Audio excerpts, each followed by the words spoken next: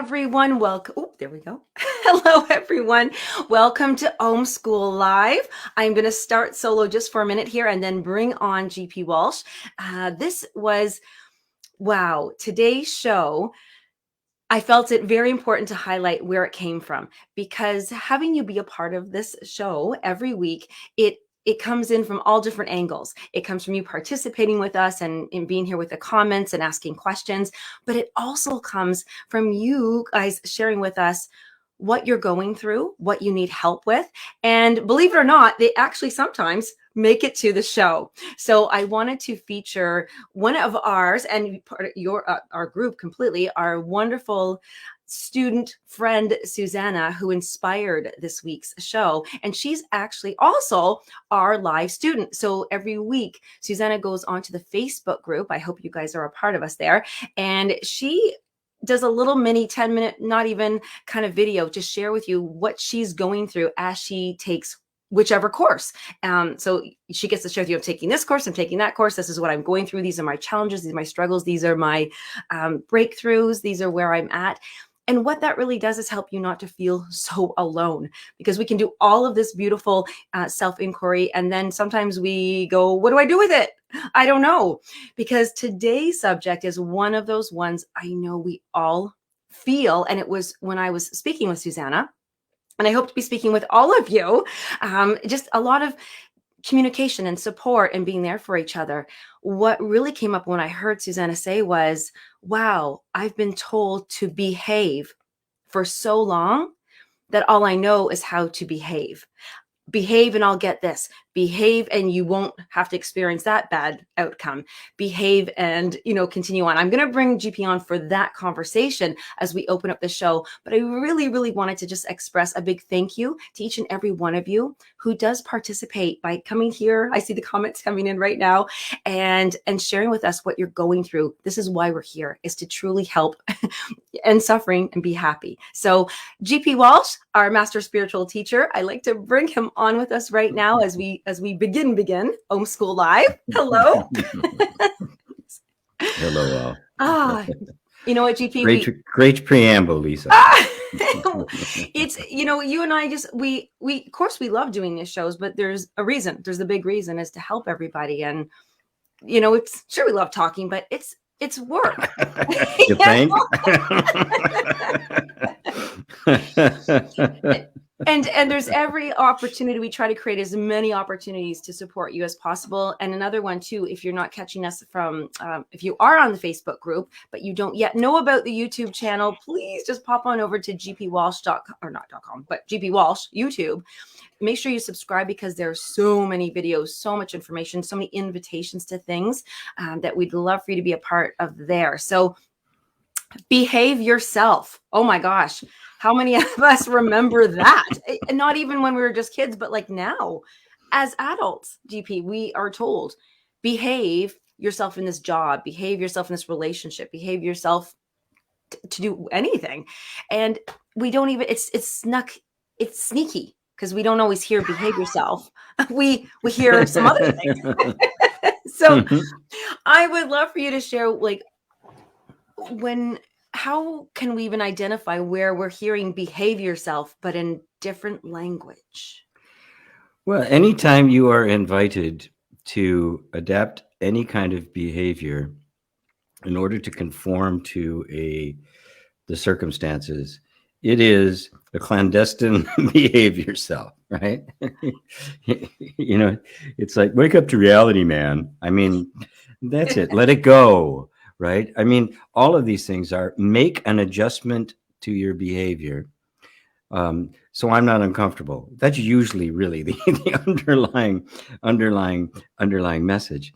But it's, you have to make an adjustment to your behavior, because it's not appropriate for this group. And this happens to us so often, and from the time we are so young, that we don't know how to behave like ourselves. We only know how to respond and behave in particular settings. That's why solitary confinement in prison is the worst human punishment there is, because you're alone with yourself. Who am I? when I'm just me and I don't have to be responding to something out there, I don't have to be playing a part, who the hell am I? And of course, that's the big missing piece, right? Because we have to do that. I mean, look, you gotta behave at work according to the rules of behavior. You got to show up with the dress code and all of that kind of stuff. And the only way you can't do that is to leave it, right? And it's as silly as it is. It's kind of the deal, right? The same thing is true when with kids in schools. Oh God, what a horrific place, right? Yeah, so natural for children to be sitting in desks for all that time. That's so natural to them. It comes so easily. That's torture. It really is. It is. It's torment. It's torment. They're breaking the horses, basically. Yeah. And that's that. And what gets lost in this whole process is that thing I refer to as soul disconnect. We don't know who we are. We only know how to act within circumstances. And that's the real reason why people say, why does this keep happening to me? It's not like that. Your nervous system keeps seeking out the same circumstances because it's comfortable knowing who they are in that circumstance. Even if it's a horrific circumstance, it's better than not knowing who I am. It's not that, yeah, that's terrifying to think that. And when you said solitary confinement, I have spoken with people who have been in solitary confinement, and they say, yes, it absolutely is the worst place ever. I've only met one person who enjoys it because they really do enjoy being in their head and who they are and all that stuff. But it made me think, I wonder, this is my question as student, I had a name yesterday. Master spiritual student, Lisa Berry. Yes, that's right. If I was in solitary confinement and I first started, I'm being forced to ask the question, oh my gosh, who am I going to be? Because there's nobody here that I have to acquiesce to. There's nobody I have to obey. There's nobody I have to please.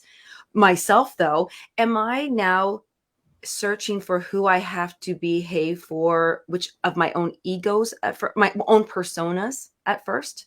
Do I have to go through each layer of persona? Yeah, the very fact that you're asking that question means that you've automatically fallen into self-inquiry. Because what else are you going to do when Right. all of the avenues by which you normally take a shape and appear as somebody and know who you are and feel comfortable in that are taken away? What's left? You can either freak, which a lot of people do, and just run back to whatever they can possibly find, or distract themselves, or anesthetize themselves and the like. Or you can turn and face that discomfort and say, okay, why is it so uncomfortable to just be myself? And then the realization is, I don't know how to be with myself. I don't know who the hell I am. I don't know what I like. I don't know I don't know what I care about. When I got divorced, back in mid-late 80s, I had, for all those years, I had just devoted myself to I was dad. I was the money, that was my life. It was just taking care of my boys and working and, providing and all of that. And not only did my weight and health and everything, go to pot, all sorts of things just kind of deteriorated. But I remember after I was finally divorced and I started doing things and I started working out and I actually got in shape and I felt good. But I remember going shopping for clothes. And I was walking through the shopping mall and I went, shit, I have no idea what I like. I was looking at clothes. Do I like that? Because I'd been just so invested, I didn't pay any attention to anything that I wanted, right? I was just completely and totally, I was a monk. I was completely, deprived, nothing I wanted mattered, right? And then all of a sudden, I've got to go and get myself a pair of pants. And I go, what do I like? I had no idea. For the longest time, I couldn't buy anything unless I saw it on a mannequin first. I was expecting you to say, so I went out and got myself a new wife so she could tell me what to wear. No, that was not in the program. Yes, that was not in the program. I got some gay friends to do that instead. They're We often do that. We end up that situation, and now we're at the store shopping and what's my style, and it is almost so difficult to figure it out that we seek out, like you said, a circumstance that puts us back into a situation where they're we're behaving for that circumstance again. Yes, that's exactly right. Because in there we know who we are. That's the nature of the egoic mind. It can only survive when it gets feedback, right? And it's forever interacting, trying to get, okay, this is what I am then. Oh, they think it's okay. Okay, good, good. And if that's too weak, you get schizophrenia where they can't hold any shape at all, and it becomes very crazy. Or they get extremely fundamentalist. They just hold on so tightly, and everything is judged, right? Simply because you don't know who you are. And the only reason this whole path of self-inquiry is difficult is that it is a bit intimidating to start. Okay, well, that's not me. Ooh, that's not me. The stuff starts peeling off. You realize that programmed responses, conditioned behaviors, beliefs, and assumptions that become obviously not true.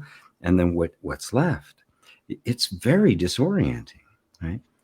And so I'm gentle about it because you just can't take and turn somebody's life upside down, right? It has to be a gradual process by which the whole nervous system begins to respond to that and begin to organize itself in a different way.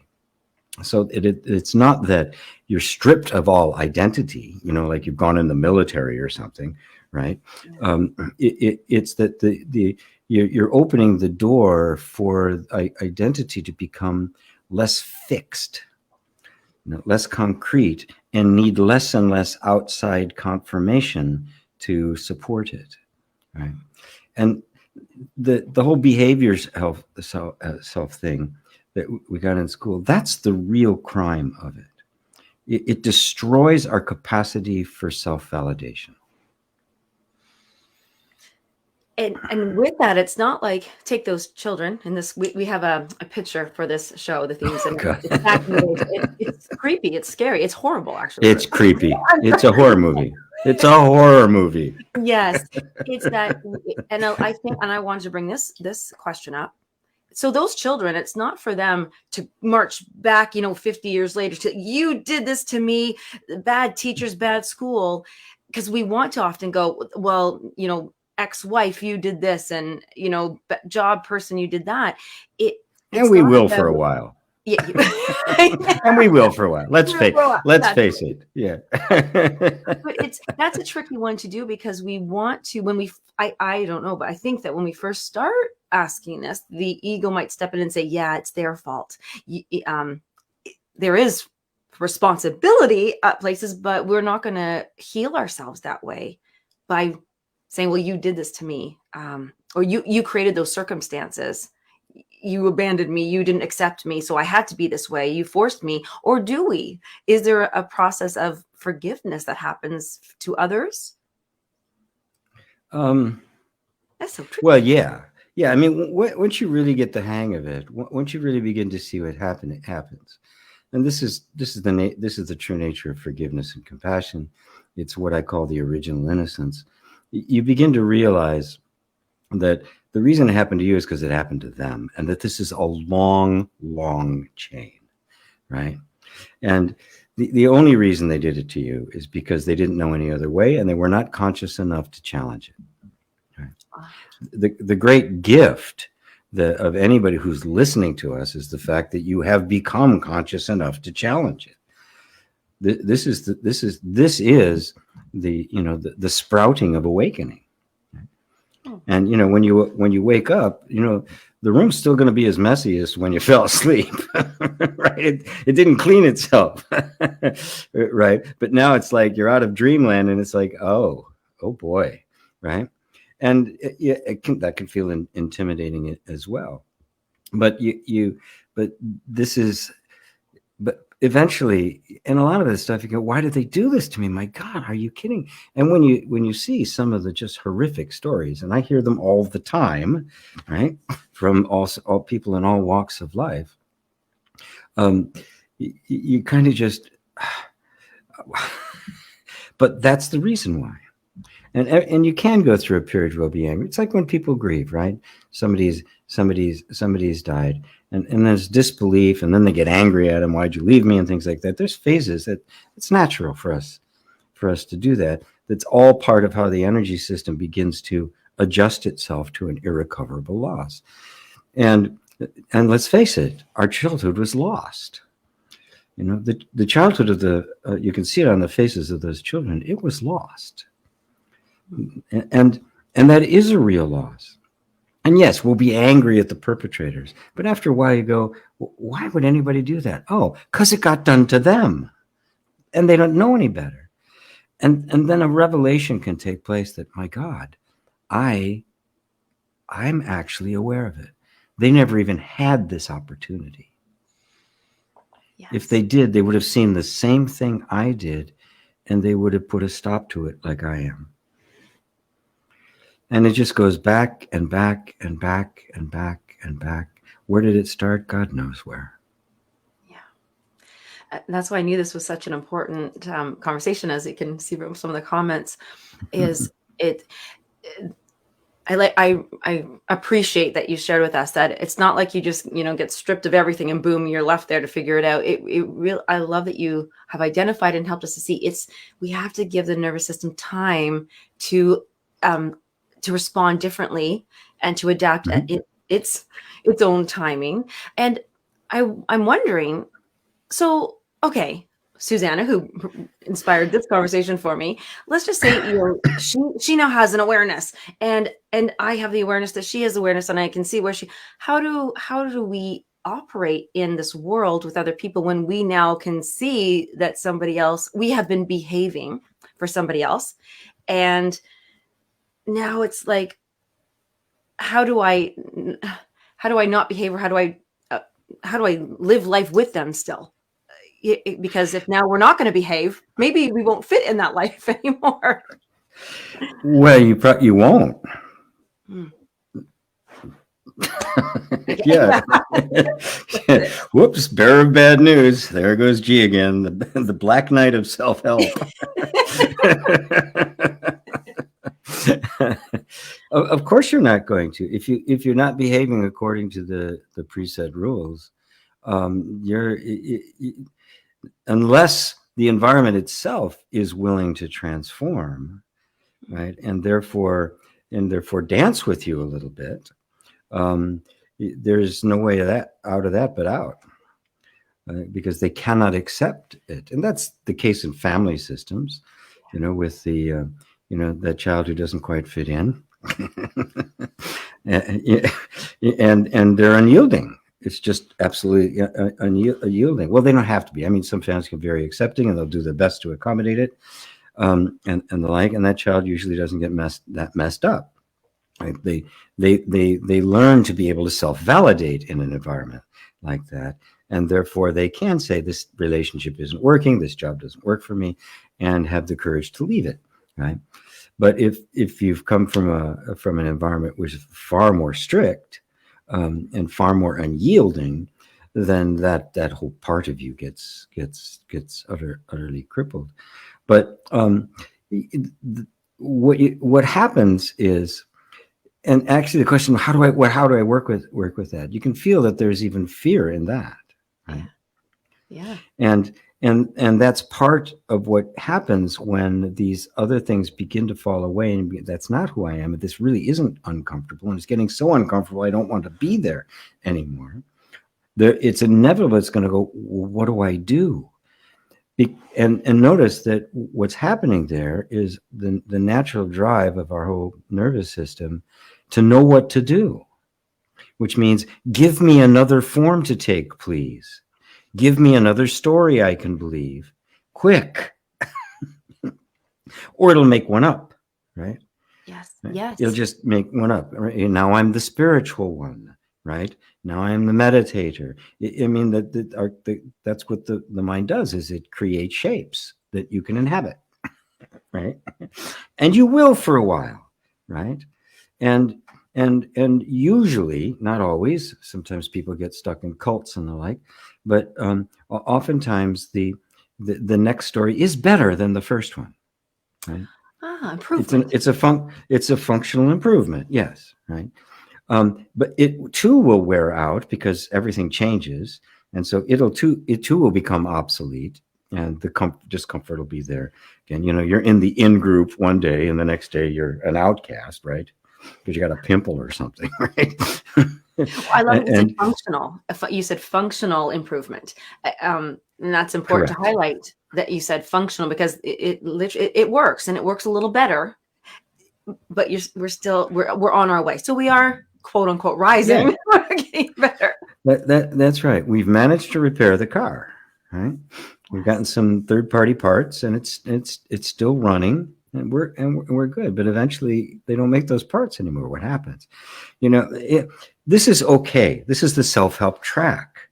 This is the progressive spiritual track, where you're making these progressive improvements. But as we can see, just from how long the self help world has been around, law of attraction and all of that, that the world has got increasingly more dire. Well, on one side, you've got people saying everything, this is great, and you can be a success. And the other time, how many years of topsoil do we have left?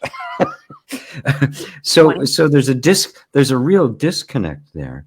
And because we can get trapped in the treadmill of self-help with this constant improvement of things, we can get, that becomes the identity, right? So, and that's a good one, because that's more pliable, and it'll just go through transformation after transformation, and never actually challenge the source, the essence of it. So in order to break that bubble, the whole world itself has to go, dude, it's not working. Take a look around. It's working for you for a little bit, but look around. Look at the impact. Look at the effect that it's having. Go, oh, wow, this is different. And those kinds of things should wake us up and sometimes it's that way. Sometimes it's suffering. Sometimes it's just insight, where they go, well, wait a minute. I mean, I once had somebody who he was a psychologist, who started calling me, having sessions with me. And he said he realized that, looking back on 20 years of psychology, all the great improvements he made. And he said, one day I realized I'm just keep making improvement after improvement. Where does this go? It's just another story. I said, yeah, yes, it is. It's just another story, a better story, right? It's not a romance novel anymore. It's a classic, right? But it's still a story. You're still inhabiting something. And that's why it's never completely satisfying, which is always on to the next transformation. If it's really the transformation to who you are, there's no place left to go. You're there. And that discontent won't be there. And that's why self-inquiry is so different. Actually, I have to bring this back. I'm going to mention Susanna so many times during the show, because literally she's the one that does this live, once a week. And she brought up, and I love that you brought this up, and I'm using the word triggers. And, and she'll share this in the video. She's feeling like every day she's just putting out the fires of the triggers. And that when you just said there, it's like, there's a realization, like, I'm just continually fixing myself. I'm continually behaving differently, but it's an improvement. And when we start seeing this, we have that insight. And then we go, God, I'm just dealing with that trigger, dealing with this trigger. I'm self-helping myself. And then we do the inquiry, and we sit. And yesterday's meditation, I thought, was one of the, it's hard to say the best, but I'm going to say it today. Yesterday was one of the best 12 to 14 minute self-inquiry, because it really was just, it was like that isolation with yourself, but there's no fixing, no doing, just being aware. And So I want to come back to the triggers, those things, the fixing. So if we see that we're doing that every day, but we are doing self-inquiry, but we're still fixing triggers all the time, where's the disconnect? Like, why? Oh, it's okay. It's okay, because remember, the only reason we'd enter into self-help or self-inquiry is to get that freedom, is to be happy, right? And so, I don't complain if somebody's doing that. It's deepening. At a point, you realize that that's just all I'm doing is it's whack-a-mole.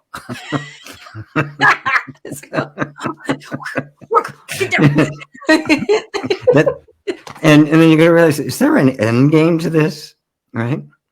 It's like the people say, my soul's on a journey to learn, and they go, damn, when am I going to learn enough? Right. Yet another lesson. Oh, good God, what grade am I in, right? And that's and the very fact that might even pop up, that question would come up, is that something deeper has begun to awaken. It says, wait, there's got to be a final answer. This thing has to have an end game. It can't just go, it just can't, eternity can't be just fixing one thing after another. And that's when you begin the inquiry. And when you're really inquiring into it, well, who is this? What is my true nature, the nature of the self? What is the source of all this? Where did all this come from? With a real openness that doesn't immediately jump on the mind's answer that are spiritual or philosophical or new age or whatever it might be, or religious.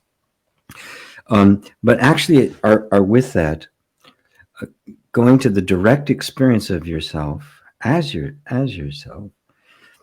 The triggers are still going to be happening. And in part of the trigger is the one trying to fix the trigger. It's all part of the same thing, because that's the identity that goes along with the fixing of the triggers. Because if that identity is there, neither is the trigger fixing. They absolutely depend on each other. And so the inquiry starts looking at how I see myself. And I realize I'm seeing myself as this, on the, as said, self-help treadmill, as the perpetual fixer. And even when I got exposed to self-inquiry, okay, now I see myself as the one doing self-inquiry. Right? You go, oh, that's not really true either. That's just another thought pattern. And it just keeps going deeper and deeper and deeper until the only thing left is you, with nothing extra added. Just the original pure you. Because we talk about the original innocence and the pure you, I'm going to bring this up. Well, I am going to ask Crispin's question, but this is bringing up a question. He is talking about a 13-year-old. I don't want to say child, because I feel like that's a horrible thing to say if he's would be insulted. But we have 6-year-olds, 7-year-olds, 10-year-olds, 2-year-olds, 13-years. Can they do self-inquiry, or do they already know who they are, and that's why they might have fear, or it's because they don't want to behave because they know who they are? Or can they do self-inquiry? Well, they can. Yes, they can. But you have to approach it with children much differently. Okay. When somebody, like, his question is, he's got a 13-year-old son who's being bullied at and 13 years old. My goodness, what a vulnerable time, because your whole teenage years, you're trying to find an identity that works. I mean, that's what, teenagers put identities on and off like clothes, because they're trying to, and they're not even aware that it's happening. It's still purely the automatic functioning of the nervous system to find an adult, a sense of identity that will function well enough to get you what you need, a job, an income, and a mate, and all that stuff, right? And so when somebody's being bullied to the point where they're afraid to go to school, you can't just say, let's do inquiry. Right? They need some safe space first, right? And one of the things that you can do on a practical level, and this is a touchy one, right? because he's got to know that dad's on his side in some way, right?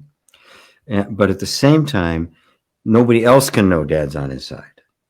Right? Ah, Right? yeah. It's really touchy. Yeah, go cry to your daddy, right? Yeah. A new kind of It's worse bullying. if it's mommy. It's worse if you cry to mommy, right? Yeah. Even worse. Oh my Yeah. God, right?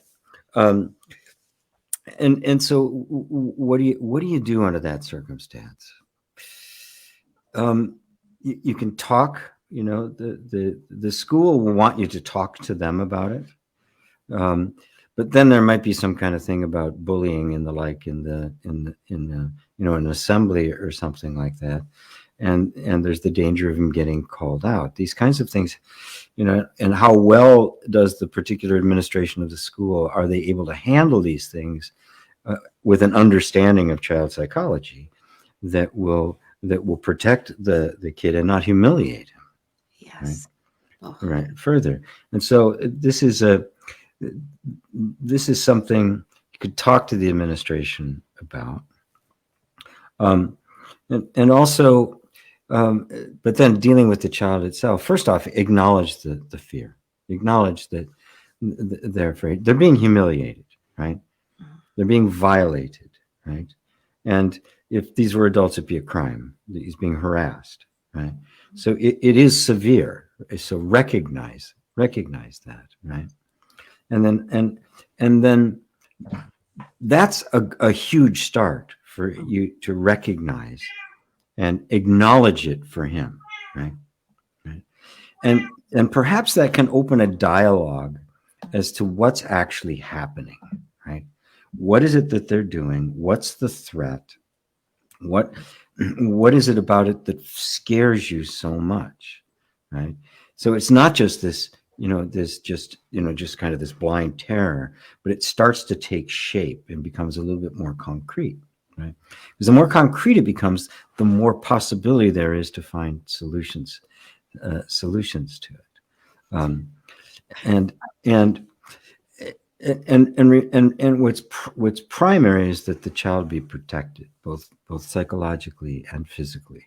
And of course, if there's physical abuse involved, that should be brought to the administration, and the other parents should be involved in it, because if there's physical abuse, that's a different, it puts it on a different level, right? And it's difficult because all the bully knows how to do is bully more, right? But believe me, the reason he's bullying is because he's getting bullied by his parents. It is happening. He's ashamed, right? And he's taking it out on anybody he feels might be weaker than him. It's also in the best interest of that child that this thing be exposed as well, because when that habit becomes an adult, God knows what, horrible things. and that's where I wanted to bring that. So I really appreciate that Crispin said that, and that Jennifer is even bringing up something that's very interesting about homeschool, because I'm it doesn't matter whether we support or don't. I love homeschool myself, but remember we talk about the flow between freedom and safety.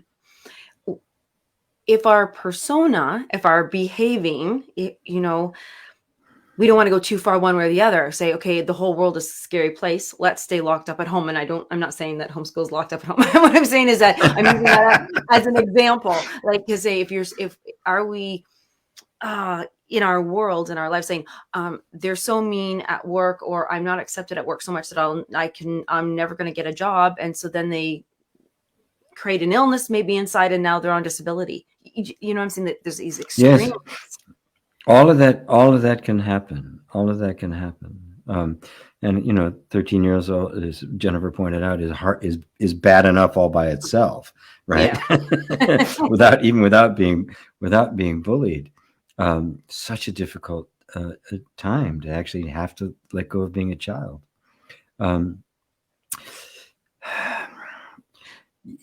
All sorts of things can happen. The impact can be huge. Truthfully, the long-term impact is worse on the bully than it is on the bullied. Oh. Because they can it's much easier for them to come out of it right? Because next year the bully's gone, right? They're going to junior high, they're not there anymore. They go to high school. I mean, you never see them anymore. They could move. They will be gone, and they still have to live with them. And they're going to have to find other people to try to exploit or become politicians. But the one who's been bullied has a far greater recovery potential than the one who's doing the bullying. And so first and foremost is make them feel loved, make them feel safe in the home, make them feel heard, right? And then recognize that it's not a weakness, right, that this is happening. It's not his fault. It's not because there's something wrong with him. It's because there's something wrong with the other guy. I mean, it's completely aberrant behavior, right? That would not have happened in a behavior self class. It would have happened on the playground because they'd all been so, but it certainly wouldn't happen in the class, right? Anyway, I'm digressing. I mean, God, such a huge. I know it's a big one. We opened up literally a can of worms there. So my thing is, so when we start recognizing where in our lives we have been behaving a certain way, and we broke this word down for fun in our little group here about when you behave. If you be a certain way, you will have this. If you be a certain way, it could be a good or bad habit, by the way. You could have something wonderful if you behave this way, but if you be this bad way, then you'll have this bad thing, which is where the bullying can come in. That's not just a play on words. You looked up the etymology, and that's one of the origins of it. It's being restrained. Have. I mean, a direct connection. It's no longer about you inherent in your value. It is about, if you're this, you get this. Yeah. And so it will come from fear or joy. Like, care and sick. Like, I want that, or oh my gosh, I don't want that. So, and I can see that Susanna just got online. She missed it. We talked about you already so much. So, when we start to recognize, okay, you start asking, who have I had to be? Who have I been being? And what do we do when we're actually like, wow, I've been the bully. I've been, and we have shame around who we've been. And now we're like, wow. So where do we go with self-inquiry from there? If we're kind of feeling in that little, ooh, I don't want to look. That's shameful. Ooh. Well, it is. Yeah. Well, that'll be what happens. Is there'll be a sense of shame about it, and it's almost inevitable. Or failure. Yeah, because what can you say if you get duped or something like that? I just listened to a guy who wrote a book called The Cult of Trump, and he's an expert on cults, and he himself was in a cult for about 5 years back in the 70s as a Moonie, right? And he said, and I finally got out of it, and I was ashamed of myself. Oh. He eventually became a psychologist and studied it and became an expert on it. So you can see the positive impact that it had, and how he can spot them, and also how to get somebody out of it. The right way to dialogue with somebody who's completely brainwashed into a cult, which Trump, the MAGA right in the United States is. So the shame, first off, you accept that it's going to be there, right? Okay. Right? All right. You've been acting out something, right, that you now see has been destructive to yourself and others, right? And just be with the shame long enough to be able to continue doing the inquiry into it, because the real question is, the feeling of shame will be there, but if that just makes you run away to try to become somebody else, I mean, people will do that. I'm ashamed, and they become an evangelical, right? I'm just never going to do this again. But if you use that as an opportunity to explore, why did I do that? What was it that brought me into that became so real for me that I acted it out, right? What happened? What was the trigger? What was the hook? How did I think it was serving me? And it can become such a revelation to understand yourself, understand the nervous system, how these things happen, how we can get stuck in these delusions, right? And it opens up the door to the genuine kind of compassion that says, my God, it's purely unconscious. And that compassion then will extend outwards to others when you see other people in the same circumstance, and could even open the door to the kind of wisdom that allows you to gently show them without a direct in-your-face kind of challenge.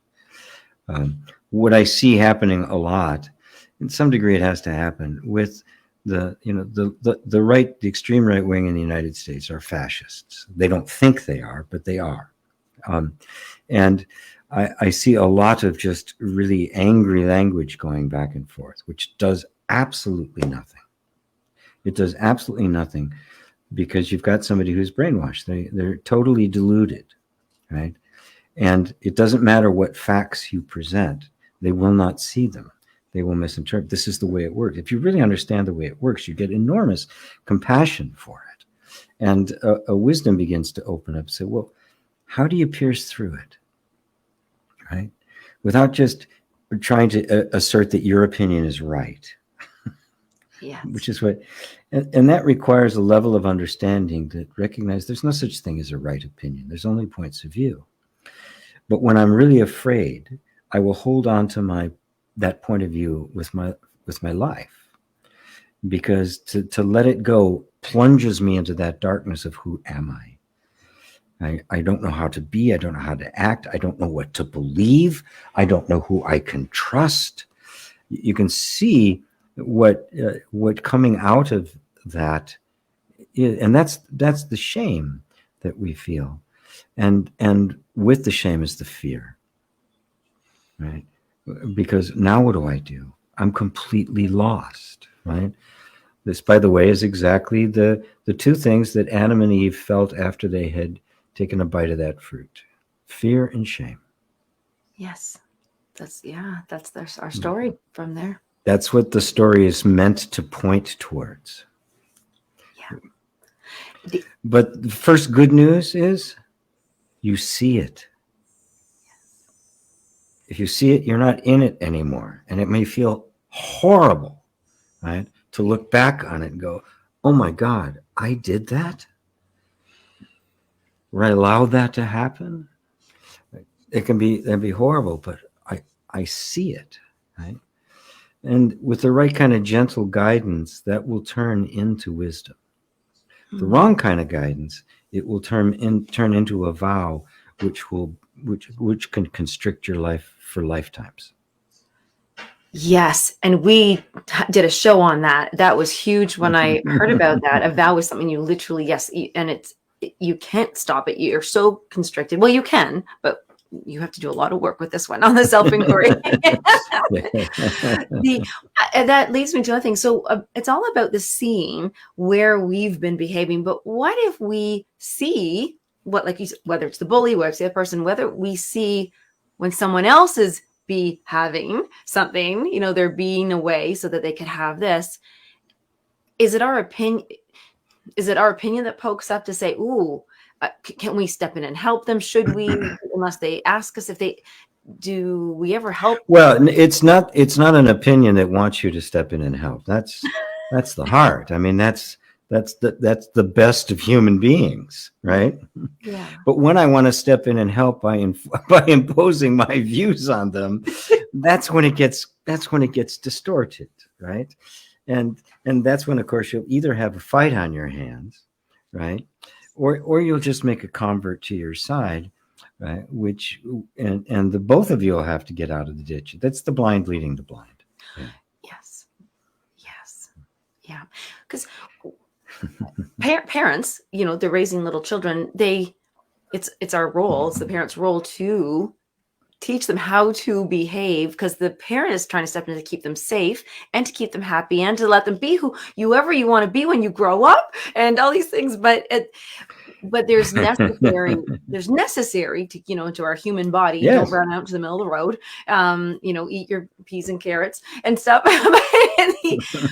But there is a threshold that can be crossed when it is it's really how can we recognize, because as a child they recognize, they stomp their feet and say no and get away, and but as adults we don't really have those temper tantrums or things. Are there ways to recognize in ourselves when we're maybe depressed? Is that one way? We are constantly losing jobs, spending money. Are those all of our cues to Yeah. track it down when we're Yeah. Any kind of behavior that has negative consequences, long-term negative consequences, is something to take a look at, because that's part of and the mechanism that put those in place was the punishment and reward system. So the only reason you keep doing that behavior is because you get some kind of reward, right? And if that link gets strong enough, it becomes an addiction. You can't even stop, even when you recognize that there are negative consequences to it. But that's always what it's been. Behave. Being a parent, oh my God, it's the most difficult job in the goddamn world. Okay? This is the razor's edge you're walking on. How do you let them be themselves without killing themselves? I mean, it's that simple.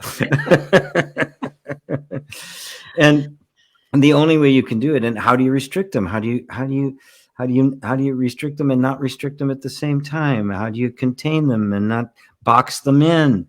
And the only way you can do that is that there's the active inquiries going on in you. The only way you can not pass on the parts of you that are conditioned to them is to become aware of them and decondition yourself. That's the only way.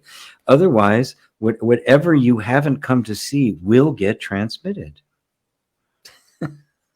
It simply will. But if you've done enough, a great moment in my life was I was having this conversation with my son, and his daughter was a couple of years old at the time. She'll be 6 in a little bit. Yeah.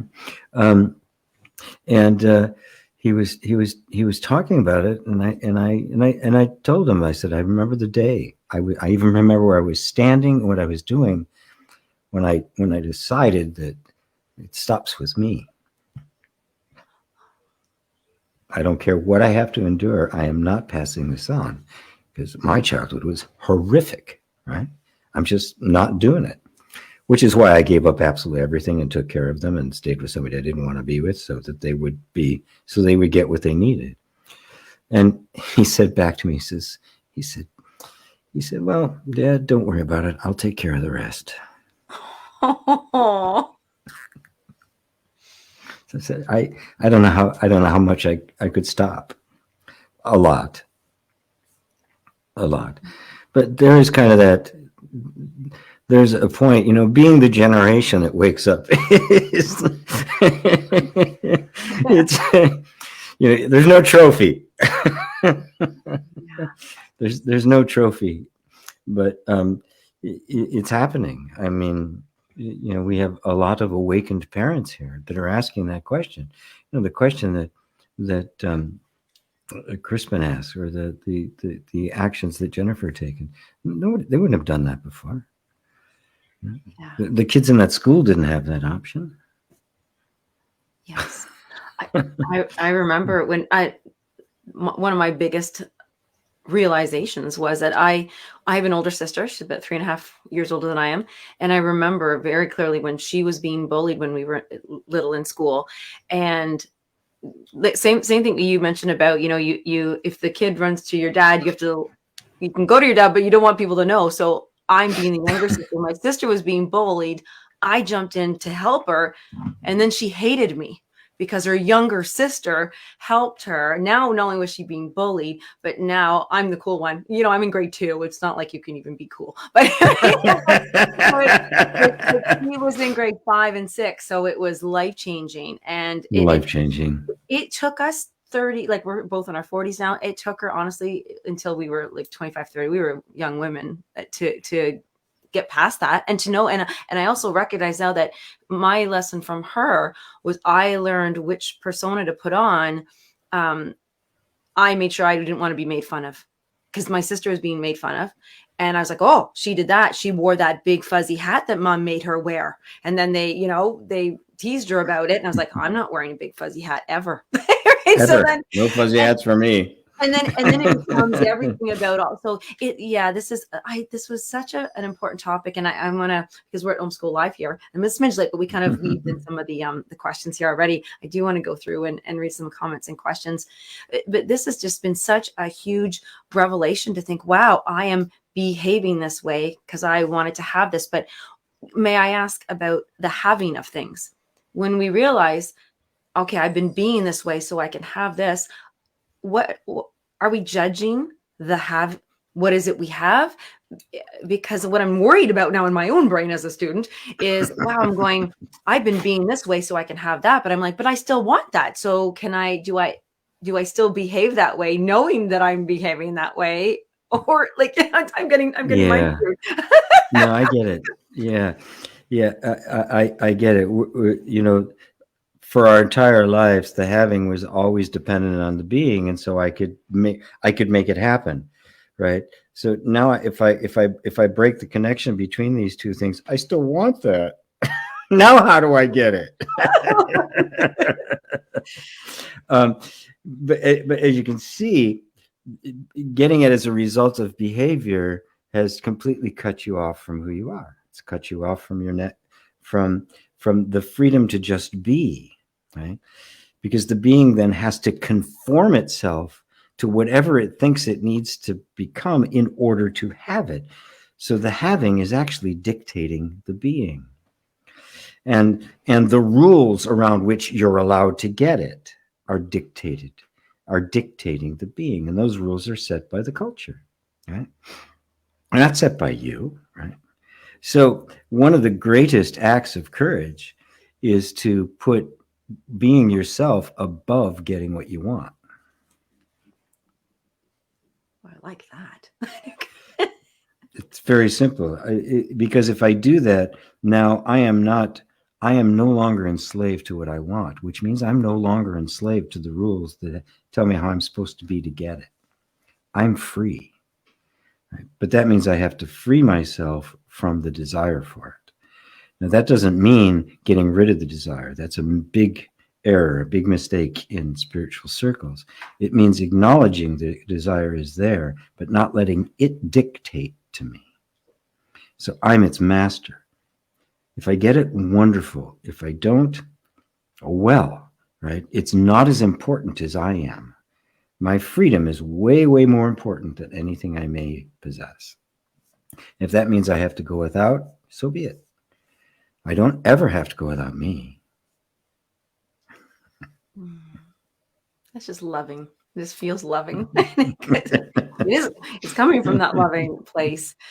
It is coming from, that is the loving place, right? The loving place is the place that acknowledges you as you are. Yes. That's the love we all strive for. That's the love parents strive for, right?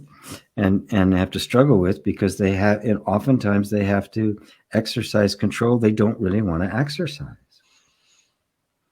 Yeah. But if you recognize that, even the exercise of control will be with that love, and that message will be received loud and clear. It will not be taken as some kind of a criticism of their character. It will be seen as a restriction on behavior that's necessary because of others, but not because of you. I mean, a couple of times my granddaughter, sitting in the front of the car, and my granddaughter said, "Oh, fuck." And of course, she's heard, and my son says, "Well, watch where you say that, because some people will judge you." That was nice. Oh, yeah. Okay. That was not bad. It was none of that. Talk about hypocritical. How can we? It's common parlance. You hear a kid say, "Just don't say it at school. Don't say it every place, because it's nothing wrong with you. People will judge you." So, just be wise about where you do it. Perfect answer for the child to recognize you do have to put restrictions on your behavior, but never become it. But it's never a judgment of you. It's always an assessment of the situation. That's wisdom. I love that, because it does matter where it comes from. And you say, I'm not doing I remember my mother used to say that. She goes, I'm doing this not because I'm mad at you or hate you. It's because I love you. I'm saying, don't do this thing, and this will hurt you if you could do, and you really can feel when it comes from that place, from another person. And You can, especially if it's consistent, if there's a consistent feeling of love that's there and acceptance. When these things happen, they don't have a traumatic impact.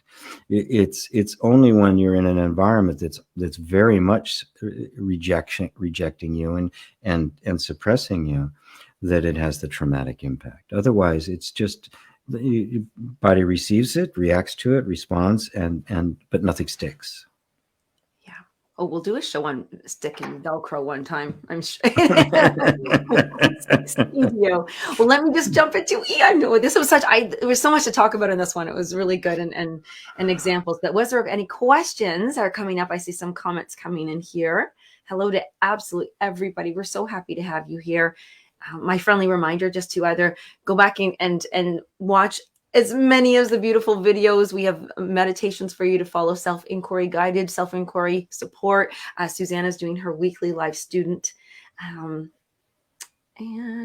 just hello to everybody. I love clouds. Clouds. I use passing clouds in rainstorms where they come from. It's awesome how easy my kids can shift. Yes. The shift can be quick. It can take time, as we said in the beginning of the show. Give the nervous system time to adapt and respond to this, but it can, especially with kids, sometimes, like especially with kids, because they can turn on a dime. Yes, they can turn on a dime, just like boom to boom. Yeah. Quicker. Do I have any questions? Hold on a second. We talked about forgiveness in there earlier. Okay, good. Wait, I think we're good. Wait, yeah, just to be clear about that on forgiveness, that understanding that eventually dissolves that sense of shame and the like, that is forgiveness. As I always point out, it's not an act, it's a state you arrive at.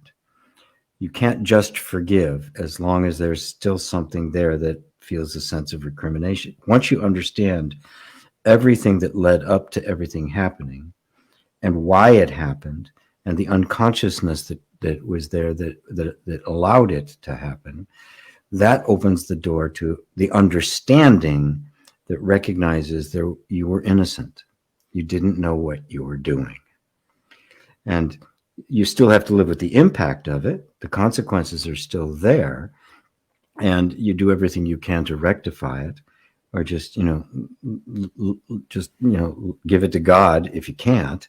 But once that arrives and really sinks in, you feel the forgiveness of original innocence, and you recognize, it really is originally innocent. That all of this conditioning that created the things that we now feel so bad about or need to be forgiven were all of a result of the ignorance of who you were. But the innocence covered up by all that conditioned unconsciousness is, in fact, still there. And it's that innocence that even recognizes that it's still there. The innocence recognizes the innocence. And that's real forgiveness. I love that piece. And I love that we've highlighted now yesterday that being calm is a state. It's not an action. And now the beautiful reminder and teaching, that forgiveness, really, it's the understanding. That would be the verb of the action. And it's a state. I think that's really beautiful, because sometimes it seems so unattainable before, forgiveness or calm or this. And it's nice having that mental grasp, at least, on that. We can it is unattainable. It is unattainable for the ego, because it's always got to take a position. So it isn't attainable. It isn't something you can actually do. If you recognize that, oh, okay, I don't have to forgive. That is, I don't have to pardon their actions. I don't have to overlook it. I don't have to resign myself to it. I don't even have to like them, right? Understanding is completely different from that. Takes it to a completely different space. So I'd love for everybody to kind of, almost, but don't hold that image of those children and those teachers and see where we can now start to understand where we might have been in that situation, where they were in that situation, and then do the self-inquiry, do that work to find out who you truly are. Yeah. And the beautiful thing about it is it doesn't remain just an internal experience, because it has such a transformational effect. The whole world will look different, and you'll see opportunities for very practical things you can do that you didn't see before. You'll find ways to bring about harmony where there was only chaos before. Even big disasters will turn into auspicious events. Yes. That was like the rainbow that just came out. It's the rainbow. Cue the violins. Like I got my pot of gold. Oh, I can't believe that hour flew by so fast. Oh, right. So because I just want to stay in contact with you guys forever. And you know what, this is truly what happens. You participate, you make these comments, you share with us, let us know what you are needing so that GP can create videos and stick them up on the YouTube channel or come into the Facebook group. Wherever you're finding us, come to the website, gpwalsh.com. Get on the Light Letter, which is a newsletter, but we like to call it Light Letter. And you can find, all the blogs are beautiful. They're just helpful because you've got to keep revisiting this and just let it sink. Let's do its magic, And so thank you so much. And thank you, Susanna, for inspiring this beautiful one. And yes, thank you, Susanna. I can't wait to see what next topic is going to be inspired by all you lovely people. So thank you, GP, for being so wonderful and helpful and guiding us and pointing the way here. Thanks, Lisa. Thank you.